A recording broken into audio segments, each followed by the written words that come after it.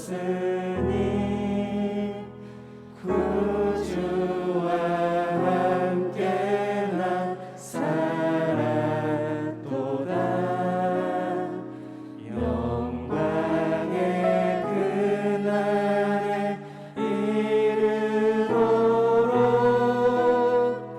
언제나 주만 바라봅니다.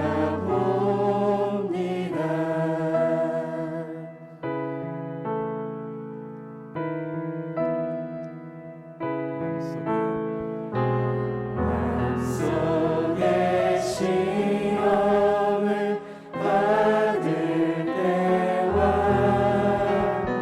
무거운 근심이 있을 때에 주께서 그때도 같이 하사 언제나 나를 도와주시네.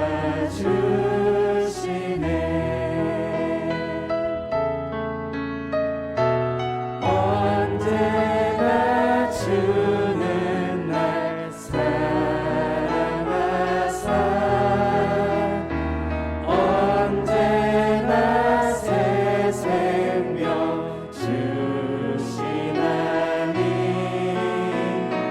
영광의 그날에 이르도록 언제나 주만 바라봅니다.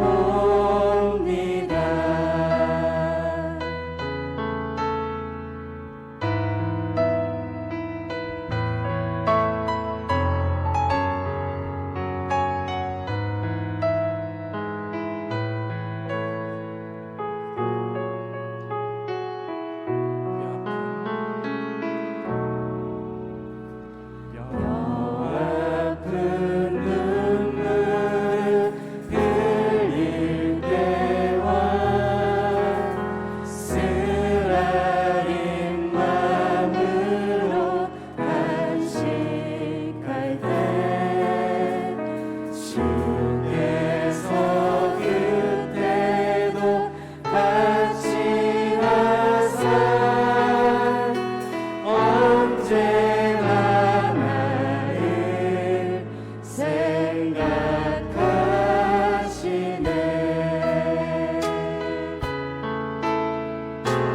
내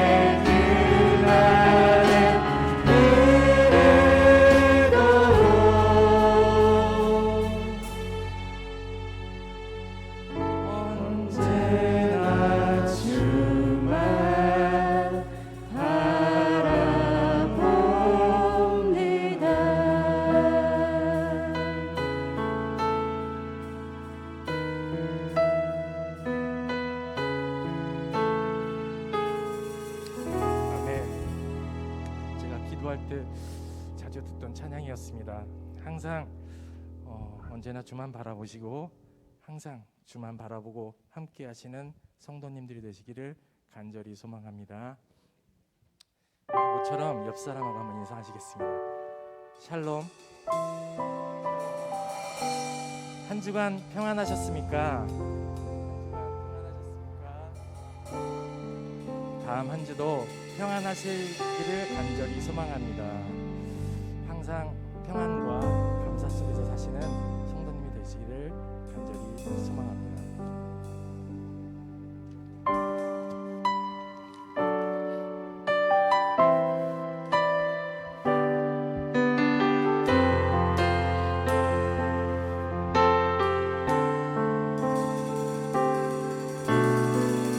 이 세상 가장 아름다운 순종의 눈물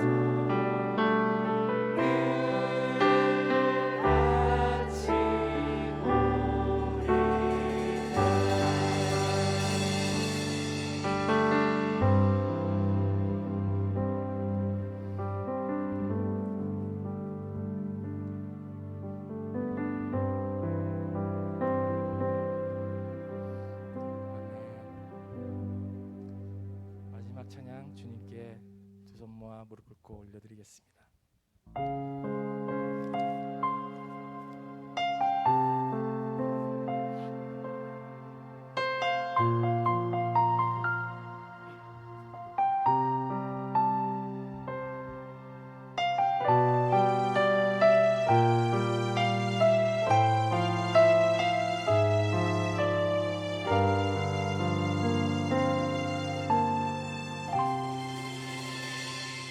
내 하나님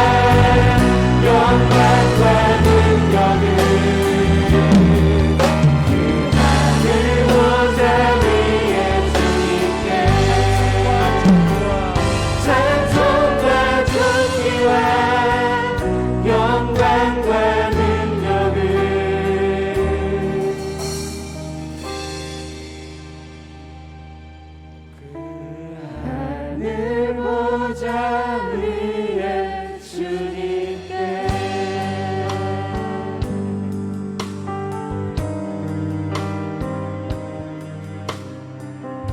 네, 그렇습니다. 오직 주님만이 우리의 반석이시고 우리의 구원이십니다.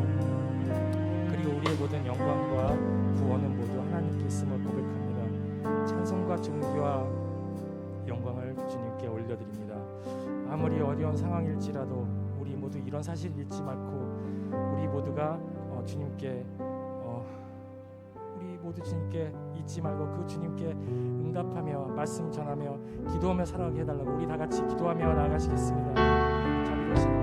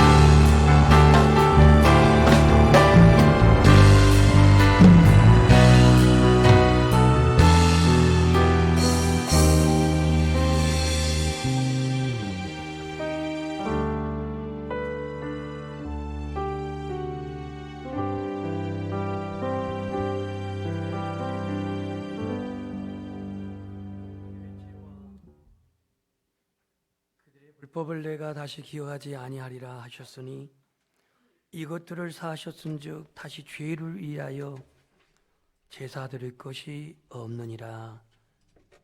아버지 하나님, 하나님께서 이 세상을 이처럼 사랑하셔서 2000년 전 인간의 몸을 입고 오신 우리 주 예수 그리스도의 그 은혜와 사랑 진실로 감사를 드립니다. 오늘도 우리를 통해서 예배를 받으시기를 원하시는 하나님께 수동적인 예배가 아니라 습관적이고 또 반복적인 예배가 아니라 오늘 우리의 예배가 오늘 하나님이 임재하시고 영광 받으시는 예배가 되게 하옵소서. 베들레헴 근방의 복동들이 아기 예수 그리스도께 나아가 경배하고 동방의 박사들이 그 먼 길을 마다하지 않고 와서 아기 예수께 황금과 위향과 몰약을 드려 경배했던 그러한 예배가 오늘 우리의 예배가 되게 하옵소서. 예수 그리스도 이름으로 기도합니다. 아멘. 다 같이 일어나셔서 1장 찬송을 하겠습니다.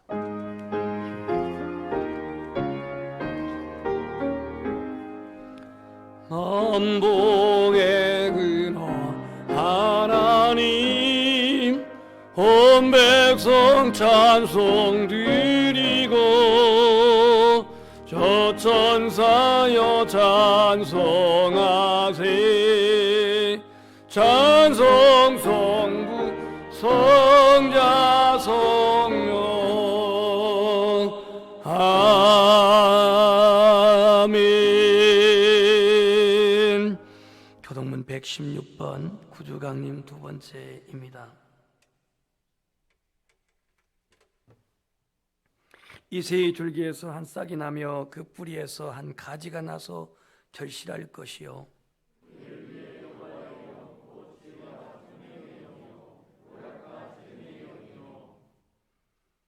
지식과 여호와를 경외하는 영이 강림하시리니 그의 눈에 보이는 대로 심판하지 아니하며 그의 귀에 들리는 대로 판단하지 아니하며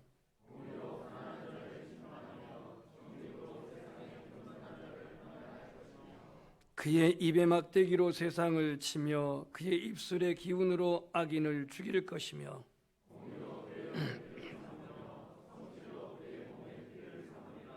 그때 이리가 어린 양과 함께 살며 표범이 어린 염소와 함께 누우며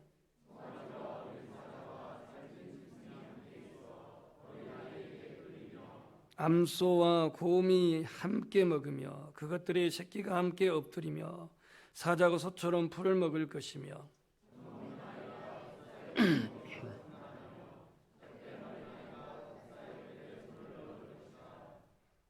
내 거룩한 산 모든 곳에서 해됨도 없고 상함도 없을 것이니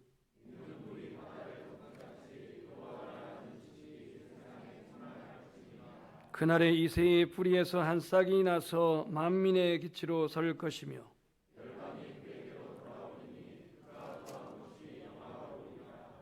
아멘. 나는 전능하신 아버지 하나님 천지의 창조주를 믿습니다. 나는 그의 유일하신 아들 우리 주 예수 그리스도를 믿습니다. 그는 성령으로 잉태되어 동정녀 마리아에게 나시고 본디오 빌라도에게 고난을 받아 십자가에 못 박혀 죽으시고 장사된 지 사흘 만에 죽은 자 가운데서 다시 살아나셨으며 하늘에 오르시어 전능하신 아버지 하나님 우편에 앉아 계시다가 거기로부터 살아있는 자와 죽는 자를 심판하러 오십니다. 나는 성령을 믿으며 거룩한 공교회와 성도의 교제와 죄를 용서받는 것과 몸의 부활과 영생을 믿습니다. 아멘. 앉으셔서 주기도문 찬송을 드리시고 오늘 예배를 위해서 김찬중 장로님 기도하시겠습니다.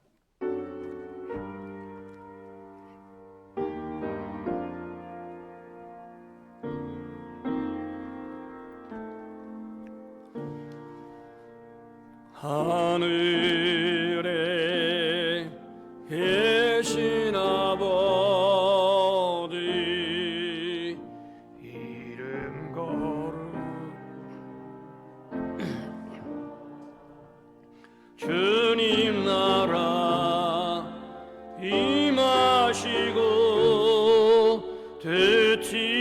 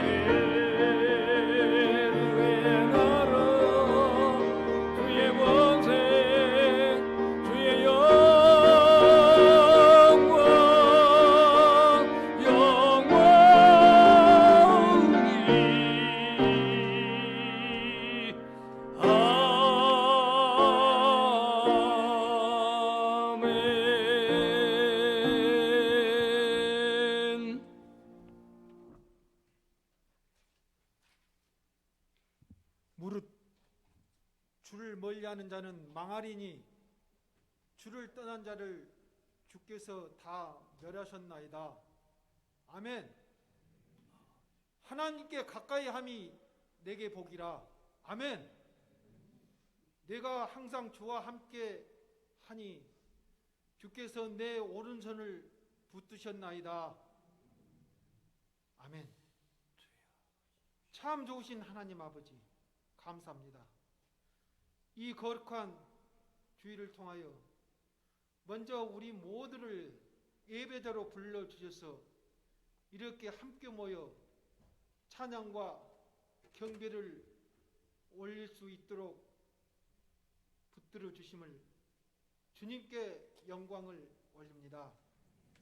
아버지, 지난 한 주간도 우리는 세상 속에 살면서 내 마음속으로 알면서 또한 행동으로 모르면서 지었던 죄가 참 많습니다.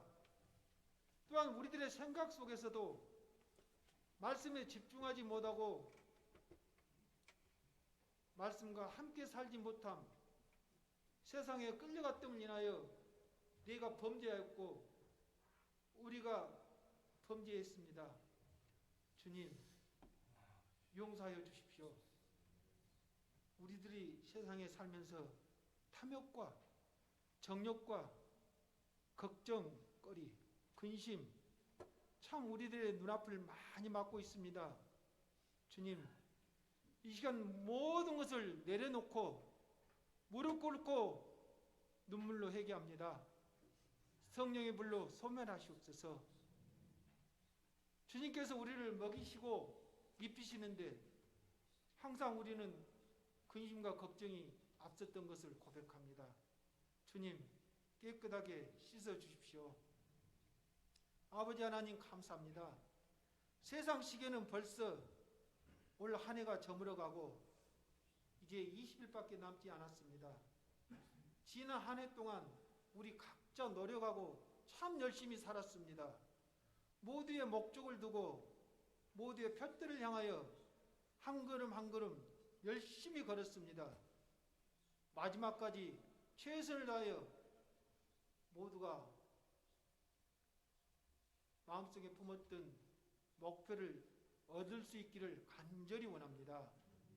주님, 선한 것을 심은 자는 선한 열매를 꼭 수확할 수 있도록 도와주십시오. 기도로 심은 자는 기도의 열매를 얻기를 간절히 원합니다. 말씀대로 누구든지 꼭 심은 대로 거둘 수 있도록 이 시간 이끌어 주시옵소서.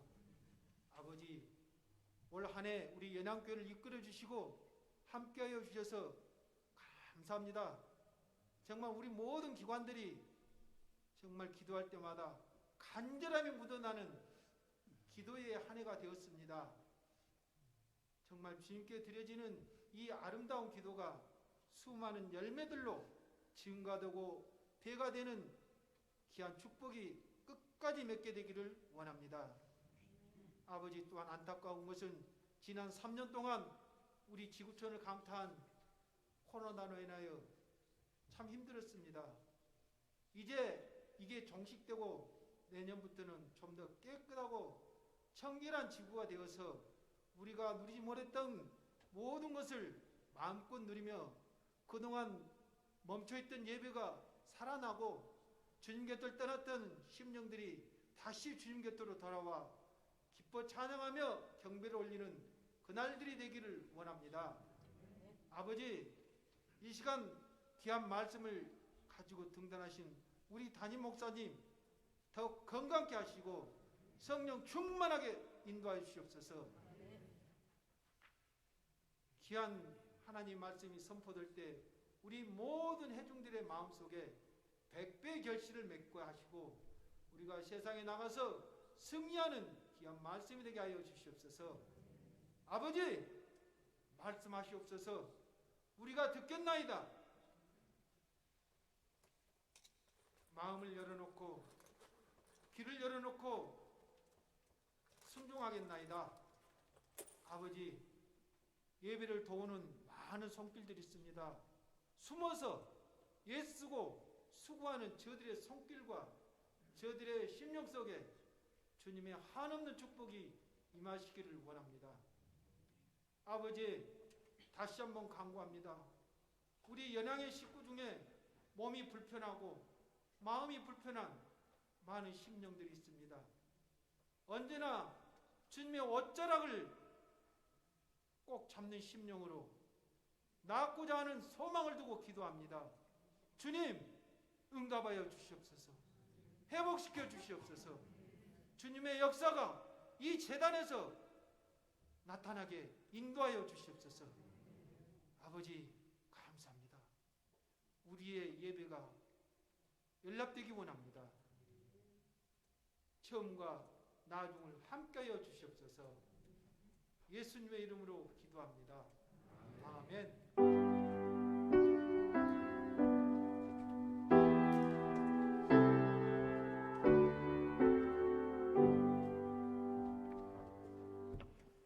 구약성경 느헤미야 3장 1절 말씀을 보겠습니다.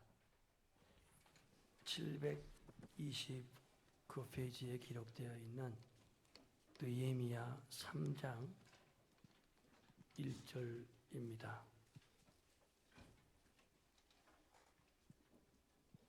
그때에 대제사장 엘리야십이 그의 형제 제사장들과 함께 일어나 양문을 건축하여 성별하고 문짝을 달고 또 성벽을 건축하여 함메아 망대에서부터 하나넬 망대까지 성별하였고.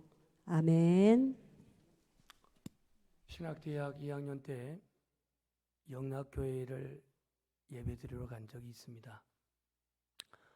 장로교회 대표적인 교회 예배는 어떻게 드리나 하고 2호선 전철을 타고 을지로에서 내려서 그 중구에 있는 영락교회를 갔는데 11시 예배에 딱 도착했는데 문이 잠겨 있었습니다. 두드려도 문은 열어주지 않았습니다. 거기는 11시만 되면은 이유를 불문하고 문을 잠근다고 합니다. 그러니까 11시 이후에 오신 분들은 들어오지 말라는 얘기죠. 어디서 드리냐? 교육관에서 드리든지 아니면 성교관에서 드리든지 적어도 본당만큼은 들어오지 말라는 얘기죠. 그래도 제가 그 예배 어떻게 드리는가 교회가 목적으로 해서 포기하지 않고 결국 문을 두려워서 들어가서 예배를 드린 적이 있습니다. 영락교회는 나름대로 예배의 분위기를 위해서 그렇게 11시가 되면은 문을 잠궈서 시간 지켜서 예배를 드리도록 그렇게 훈련을 했던 교회였습니다. 그 후로 제가 이 개척을 하면서부터 예배 시간만큼은 지키자. 무슨 일이 있어도 숫자가 오든 안 오든 혹 나 혼자 예배를 드리나 있더라도 안 오는 사람을 위해서 뭐 찬송가를 더 부르고 그렇게 하지는 말자라고 이렇게 목회 철학을 세우고 예배를 그렇게 드린 적이 있습니다. 1919년 12월에 시작된 코로나 팬데믹은 중국 후베이성 우한시에서 시작됐는데 지금까지 전 세계적으로 664만 명 정도가 죽었습니다. 감염된 숫자는 6억이 넘고요. 그러니까 6억에서 640만 명 죽었으니까 사상률은 약 1% 정도가 죽었다고 보면 됩니다. 지금은 위드 코로나로 선언했지만 여전히 사람들은 그 위드 코로나에 적응하지를 못하고 예배에도 많은 제약을 받고 있습니다. 언택트 시대의 재택근무, 비대면 영상 수업, 실내 시용 시설 제한, 생소한 비대면 예배, 어느덧 이와 같은 것들이 우리의 삶에 자연스럽게 자리를 잡고 있습니다. 이제 영상 예배에 길들여진 한국 교회가 이제 모든 거리 제한 두기를 해제했음에도 불구하고 영상에 예배 드려진 그것이 자연스러워서 이제는 가나안 성도로 그렇게 많이 늘어나고 있습니다. 가나안 성도는 거꾸로 보면 답이 나옵니다. 안 나간다는 거죠. 안 나가. 신앙이 왜 예배로만 국한이 됩니까? 봉사도 예배고, 전도도 예배고, 교육도 예배고, 예배가 모여서 고백만 하는 게 예배가 아니라 예배는 교회 공동체에서 함께 섬기고 교제하고 나누고 교육하고 또 나아가서 교회 공동체가 선교사를 파송하고 이런 모든 순종의 삶이 예배입니다. 하나님이 찾으시는 예배는 영과 진리로 드린 예배라고 예수님은 요한복음 4장에 말을 했습니다. 마음과 뜻과 정성을 다한 예배, 교회 공동체, 다음 세대를 세워가는 성경적 비전을 세워가는 교육.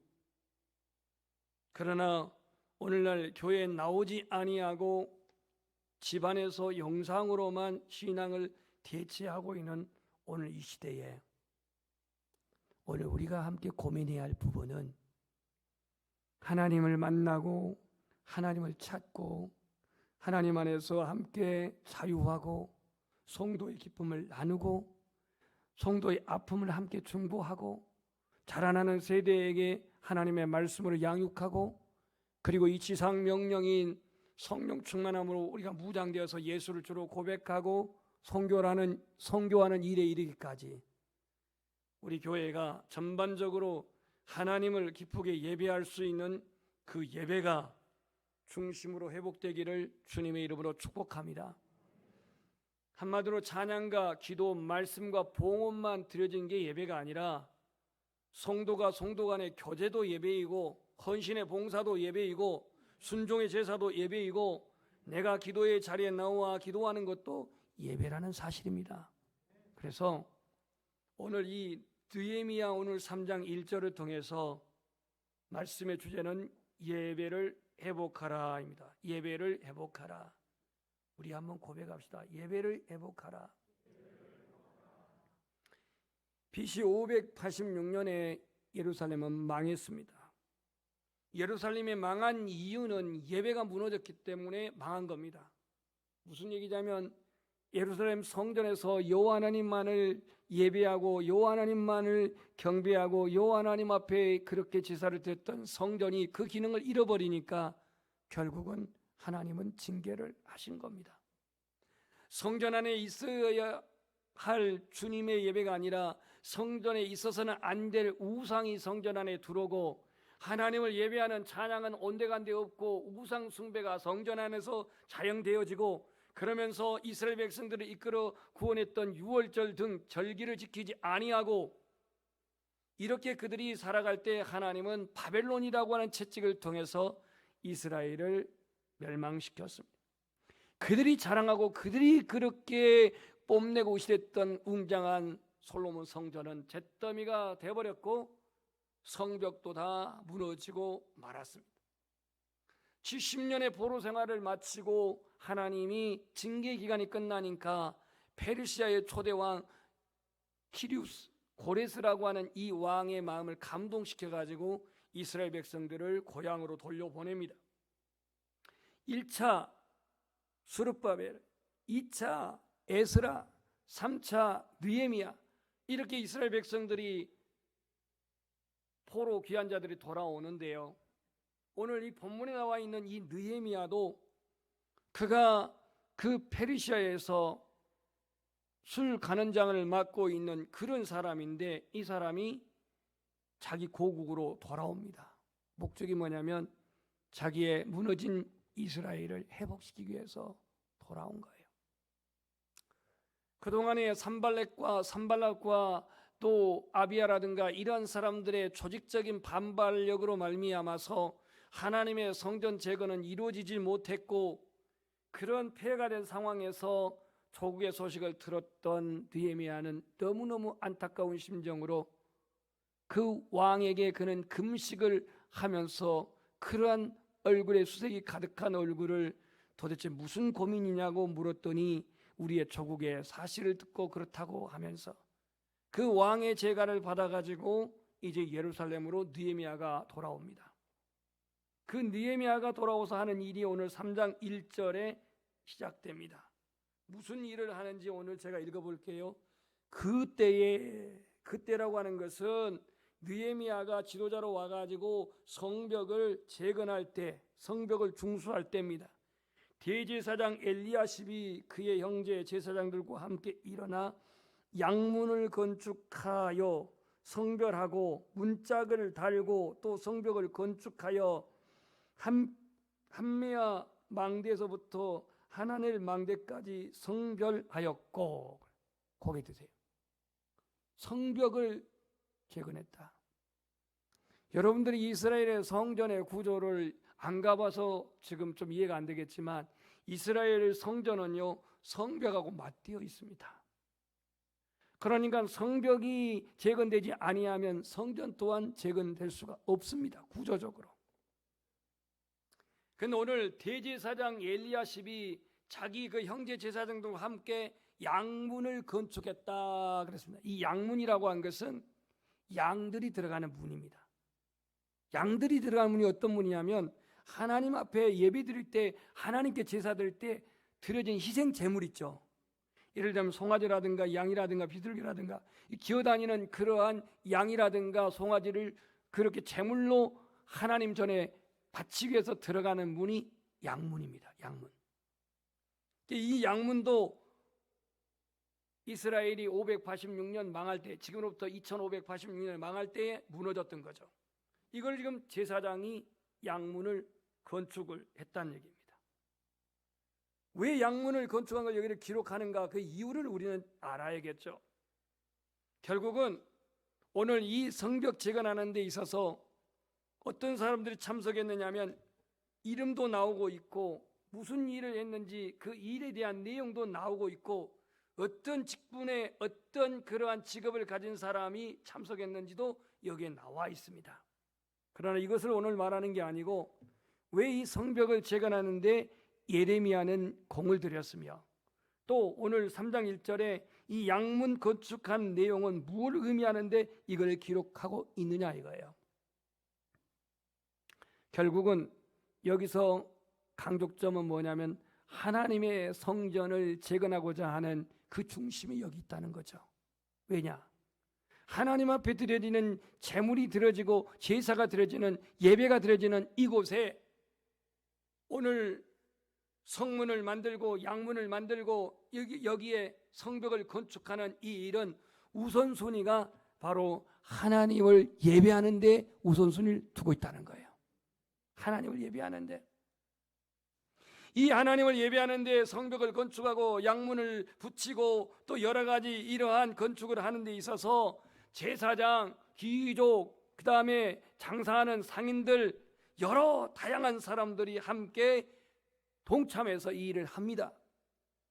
우리가 기억할 때에 교회의 일은, 주의 일은 어느 특정인만 하는 게 아니라 주의 보혈로 구원받은 모든 성도들은 함께 합력하여 선을 이루어야 할 줄 믿습니다. 그래서 여기는 대제사장 하나님 앞에 제사하고 대제사장 하나님 앞에 예배 집례하는 일이 주일인데 이분이 자기 형제들 데리고 와서 건축장에 나와가지고 건축을 합니다. 양문을 건축하고 이 성벽을 건축하는 데에 제사장들도 함께 동참했고 귀족은 귀족대로, 지도자는 지도자대로, 장사치들, 상인들, 심지어 거기에 보면은 이스라엘 성문 바깥에 있는 여리고 사람들 2절, 여리고 사람들도 있고 드고아 사람들도 있고 또 다른 지역의 사람들도 와서 일을 하고 있습니다. 한마디로 말하면 하나님의 성벽을 재건하고 성전을 재건하는 데 기초가 되는 그 양문을 만드는 데 있어서 대제사장, 제사장 할 것 없이 모든 사람들이 함께 하여서 여기에 참여하고 있습니다. 그만큼 느헤미야는 이스라엘이 왜 망했는지, 유다가 왜 망했는지, 하나님의 징계가 왜 왔는지 이걸 알았기 때문에 하나님과의 관계를 회복하기 위해서, 하나님과의 예배 관계를 회복하기 위해서, 하나님 먼저 살아가는 삶을 시작하기 위해서, 그래서 지금 거기에 우선순위를 두고 이 일을 하고 있는 겁니다. 안타깝게도 그렇게 모든 사람들이 다 참여해서 작은 힘이나마 붙여서 보태서 일을 하고 있는데 오늘 5절 말씀 볼까요? 그 다음은 두고아 사람들이 중수하였으나 그 귀족들은 그들의 주인의 공사를 분담하지 아니하였다. 이 두고아 사람들은 어떤 사람들이길래? 여러분 그 소선지자서에 보면 아모스라고 하는 사람 있죠. 이 아모스라고 하는 선지자 고향이 두고아 출신입니다. 아모스는 양치는 양치기였어. 그런데 이 드고아 사람의 아모스가 오늘 아모스가 아니라 그 지방 사람들이 중수하는 일에 귀족들은 공사에 분담하지 않았다. 다시 말해서 이스라엘 성전, 성벽 이것을 세우는 데 있어서 그들은 참여하지 않았다라고 말하고 있습니다. 왜 이걸 써야 했을까? 모두가 다 합력한 것 같은데 어느 특정 지역은 분담하지 않았다라고 한 것은 이유가 있을 것입니다. 아마 이것은 성전 재건할 때에 사마리아 사람 산발락과 도비아의 그 영향을 받아서 어쩌면 그들의 마음이 거기에 동요된 나머지 이 거룩한 일에 참여하지 않았지 않았을까, 이런 생각을 하게 됩니다. 아무튼 오늘 느헤미야는 먼저 하나님 앞에 예배를 드리기 위해서, 하나님 앞에 성전 제사를 회복하기 위해서 거기에 준한 우선순위를 두고 성벽을 재건하고 그리고 양의 문을 오늘 만든 내용을 알 수 있습니다. 우리의 우선순위는 무엇입니까? 나의 우선순위는 무엇입니까? 어떤 사람은 자기의 취미생활이 우선순위가 될 수가 있겠고, 또 어떤 사람은 내가 급한 일이 우선순위가 될 수가 있겠고, 어떤 사람은 직장일이 우선순위 될 수가 있겠습니다마는 직장도 중요하고 급한 일도 중요하고 오늘 해야 할 일 꼭 해야 하는 것 중요하지만 하나님 앞에서 우리의 최고의 우선순위는 먼저 하나님을 생각하고 하나님을 찾으시고 하나님을 예배하는, 이게 오늘 우리의 삶의 최고의 우선순위가 되기를 축복합니다. 이게 우리의 믿음이고 이게 우리의 신앙의 자세입니다. 그래서 이 느헤미야는 건축할 때에 이 성전 제사와 직결되는 양의 문을 먼저 건축합니다. 양의 문. 느헤미야에서는 하나님 앞에 예배가, 하나님 앞에 성전 제사가 회복되어질 때에 민족의 신앙이 회복되어지는 것이고, 자기 민족이 왜 이렇게 무너졌는가, 왜 이렇게 하나님이 징계를 받았는가, 이것은 하나님을 예배하지 아니하고 그들 안에 우상을 숭배하고 우상에 그들이 무릎 꿇었기 때문에 하나님께서 그런 징계를 줬다는 사실을 깨달았던 느헤미야는 백성들을 회복시키기 위해서, 하나님 관계를 회복시키기 위해서, 하나님 앞에 그들이 우선순위를 두기 위해서 성벽을 재건하면서 양의 문을 이렇게 만드는 일에 주력했던 것을 알 수 있습니다. 우리의 삶 속에서요, 하나님과의 관계의 예배가 무너지게 되면 우리의 신앙은 질서가 흐트러집니다. 질서가 흐트러져요. 왜냐하면 예배는 하나님과 나와의 관계이거든요. 하나님과 나와의 관계인데 이 예배가 온전하지 못하면은요, 우리 영적 삶의 질서가 온전해질 수가 없는 겁니다. 그래서 오늘 느헤미야는 이스라엘 백성들의 회복을 위해서, 그들의 신앙을 회복하기 위해서, 성전 제사를 부활하기 위해서 오늘 그는 심혈을 기울여서 성벽 재건하고 양의 문을 만드는데요, 52일 만에 이 일을 마칩니다. 며칠 만에요? 52일. 자, 7장 1절을 한번 보겠습니다. 이제는 성경을 보십시오. 7장 1절. 제가 읽겠습니다. 735페이지. 여러분이 3장에서 3장 넘기는 시간에 왜 이렇게 걸립니까? 성벽이 건축됨에 문짝을 달고 문지기와 노래하는 자들과 레위 사람들을 세운 후에, 그랬습니다. 성벽이 건축되고 문짝 달고 문지기와 노래하는 자들과 레위 사람들을 세운 후에, 그랬거든요. 오늘 이 느헤미야가, 이제 성경 놔두시고요, 느헤미야가 성벽을 재건하고 성문짝을 붙였다 이렇게 말하고 있습니다. 그러니까 느헤미야는 먼저 하나님을 예배하는 데 있어서 단순히 하드웨어라고 하는 건축, 건물, 문짝 이것만 만든 게 아니라 거기에 노래하는 사람, 레위인들, 예배자들, 이 사람들을 세웠다는 거예요. 그러니까 우리로 말한다면 예배당만 세우는 게 아니고 거기에 예배자들, 찬양하는 사람들, 문지기들, 이와 같은 사람들을 세워가지고 하나님의 그 성소에서 예배가 드릴 수 있도록 그 일을 했다라고 7장 1절에 기록하고 있습니다. 교회의 부흥, 가정의 회복, 사람과의 관계의 회복, 이것도 사실은 예배로부터 시작됩니다. 예배로부터 시작돼요. 왜냐하면 하나님이 우리 인생의 주관자 아닙니까? 인정합니까? 하나님 우리 인생의 주관자예요. 주관자신 하나님께 우리가 이 예배의 관계가 온전할 때에 교회도 부흥하게 되고 가정도 은혜롭게 회복되어지게 되고 관계도 더 끈끈하게 그렇게 회복될 줄 믿습니다. 이 예배가 중요한 거예요. 아브라함은요, 그가 하나님의 부르심을 받고 그 갈대아 우르에서 하란에 거쳐가지고 이제 가나안 땅을 들어오는데, 이 하란에서 자기 아버지 데라가 죽습니다. 205세에 데라가 죽어요. 그래서 그가 하란에서 이제 가나안으로 들어올 때 세겜까지 약 700km의 거리를 걸어서 와가지고 세겜에서 뭘 하냐면 상수리 나무 아래에서 제단을 쌓았다 그랬어요. 이게 창세기 12장 7절에 나와 있습니다. 상수리 나무 아래에서 제단을 쌓았다. 왜 밤나무도 아니고 도토리 나무도 아니고 상수리 나무냐? 저도 몰라요. 그것이 의미가 아니라 하나님이 받으신 제단을 쌓았다라는 게 중요한 거예요. 그가 그 세겜에서 조금 있다가 또 베델로 옵니다. 베델로 주거지로 옮겨가지고 먼저 한 일이 뭐냐면 제단을 쌓고 여호와 이름을 불렀더라라고 말하고 있습니다. 여호와 이름을 불렀더라. 최초로 베델에서 여호와 이름을 불렀어요. 그 다음에 기근이 들어와가지고 애굽으로 그가 피난 갔다가 돌아와서 다시 헤브론에 제단을 쌓는데 거기서도 여호와 이름을 불렀다라고 13장 4절에 나와 있습니다. 그러면 아브라함은 세겜 땅에 와서 베델 땅에 와서 다시 저 애굽에서 그가 기근을 피했다가 다시 돌아와가지고 헤브론에서 단을 쌓아 가는 곳마다 단을 쌓았다는 것은 하나님께 예배 중심이었다 이 말입니다. 그의 아들 이삭은 그랄 땅 블레셋 지역 그랄 땅에서 그가 농사하여서 100배나 얻었는데요, 여기에 이제 굴러온 돌이 이 박힌 돌 뺀다고 이 블레셋 그랄 땅의 사람들이 시기합니다. 그래가지고 자기 그 이삭의 아버지 때 팠던 우물들을 다 메워버리고 묻어버리고 해코지를 하고 그렇게 못 살게 굽니다.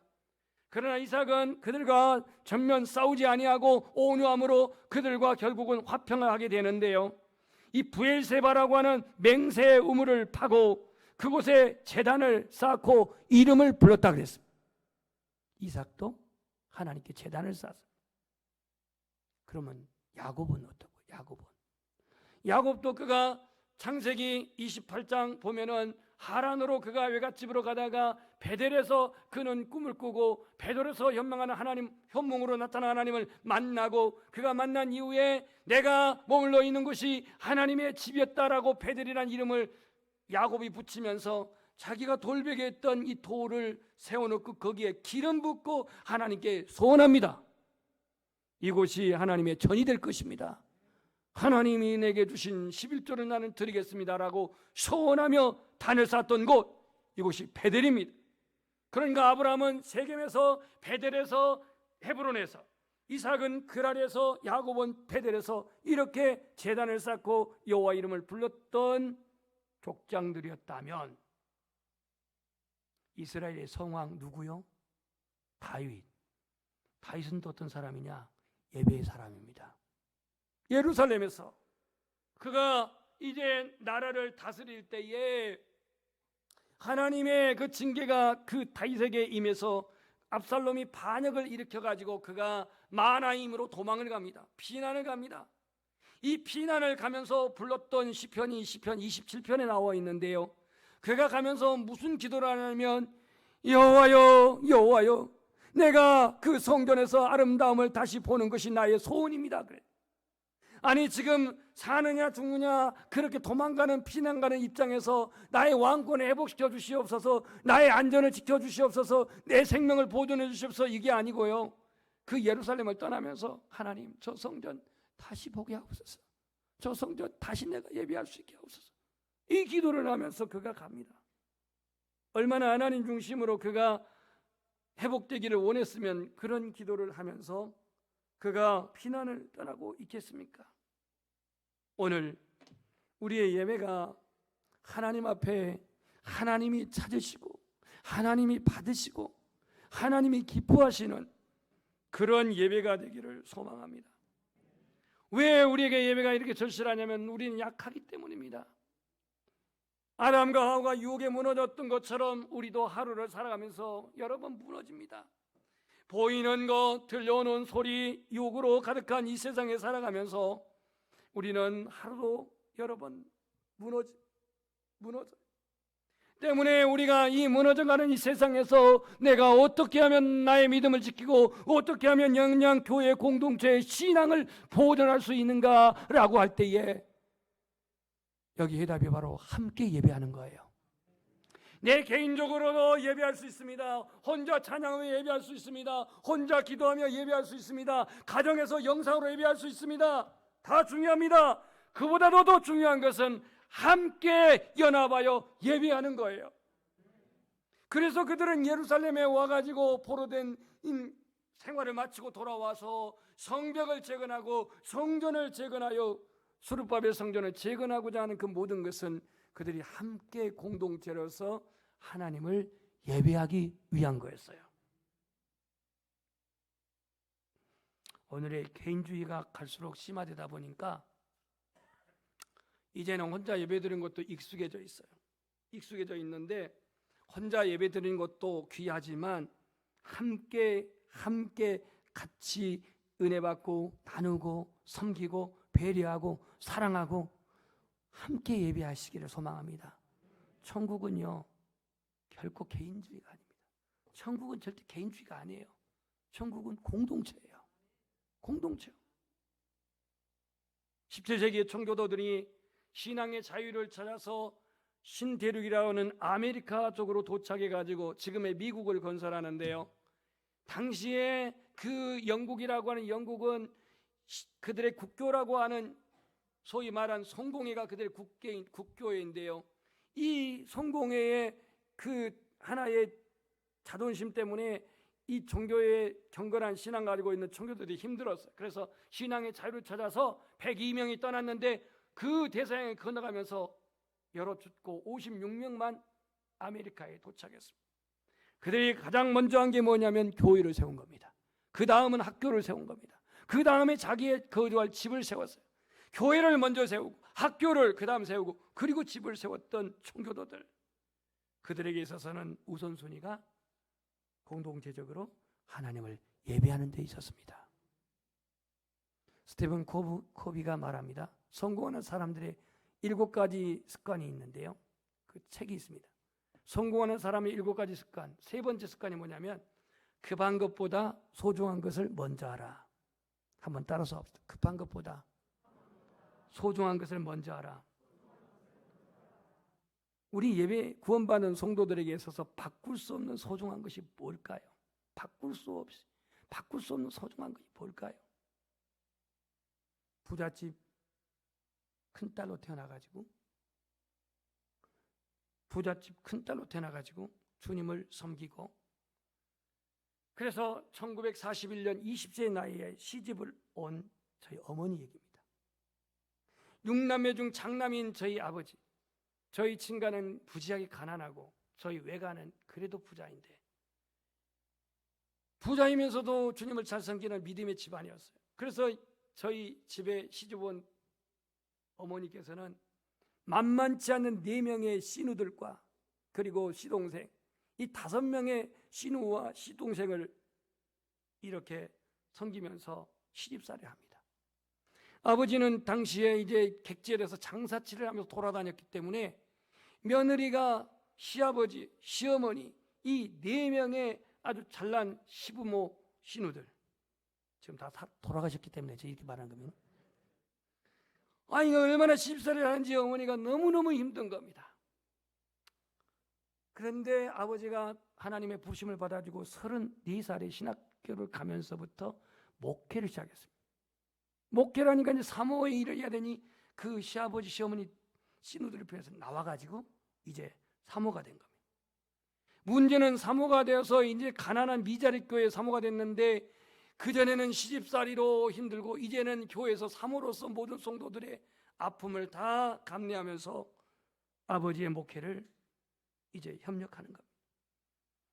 성질이 불같기로 타의 추종을 불허하는 아버지의 역정을 다 받아들이면서 눈물로 헌신하기를 37년 그렇게 뒷바라지하고 은퇴한 바로 그 다음 해 하나님의 부르심을 받았어요. 69세. 그 마지막 순간에도 어머니가 하는 일은 하나님을 예배하는 일이었습니다. 예배하는 일. 병상에서 예배하는 일이었어요. 그 운명하는 어머니의 옆에 돼서 간호했던 작은 형님, 불렀던 찬송이 내 주를 가까이 하게 하면 이 찬양을 부르는데 3절 가사가 이겁니다. 천성에 가는 길 험하여도 생명길 재난이 은혜로다. 천산을 부르니 늘 찬송하면서 죽게 더 가까이 가기를 원합니다. 이 찬양입니다. 천성길 가는 길 험하여도. 인종 장면을 지켜봤던 그 작은 형님의 눈을 주님이 열어주셔서 환상을 보는데 그 어머니가 찬송을 3절 부르시면서 운명할 때에 천사들이 어머니의 영혼을 받들어가는 모습을 환상으로 본 거예요. 마지막 순간에도 어머니가 하는 것은 예배였습니다. 느헤미야는 예배의 소중함을 누구보다도 귀하게 여긴 사람이었습니다. 모든 신앙은 예배로부터 시작됩니다. 가정에서도 혼자라도 공동체라도 이 예배에서부터 우리 신앙이 시작되는데요. 바벨론의 포로 귀환 이후에 스룹바벨 성전이 재건되어지고 그러면서 오늘 성전이 재건될 때 이스라엘 백성들은 그 성전을 중심으로 다시 신앙 공동체로 살아갈 수가 있었습니다. 예수님이 이 땅에 오셔가지고 33년 사시고 3년 사역에 33년을 사시고 승천하신 이후에 성령이 강림하셔서 이 땅에 세운 게 뭐냐면 바로 교회입니다. 교회. 우리 연양교회 교회 공동체가 예배가 회복되어 성령의 기름 부으심이 있는 예배, 치유가 있는 예배, 하나님과 소통이 있는 예배.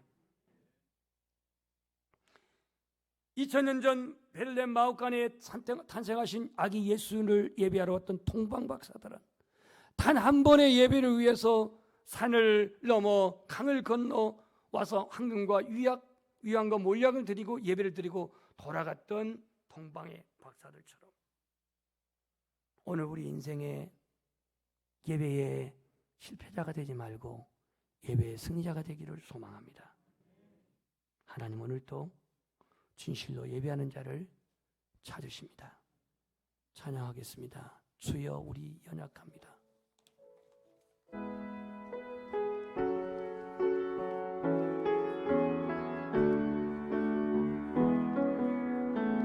뜻을 생각하면서 고백합니다. 주여 우리 연약합니다.